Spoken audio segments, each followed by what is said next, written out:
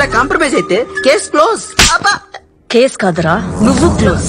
నా బినామీల ఆస్తుల గురించి, నా నేర చరిత్ర గురించి ఆ జర్నలిస్ట్ భోపాల్ ఒక రిపోర్ట్ తయారు చేశాడు. అందుకే చంపేశా. వాళ్ళ నాన్న కూడా చంపేశాను. నా రాజకీయ జీవితానికి ఎవరు అడ్డొచ్చినా తొక్కేస్తాను.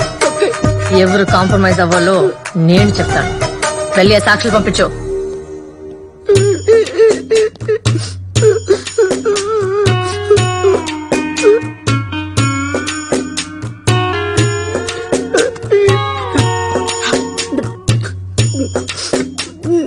బాగున్నా.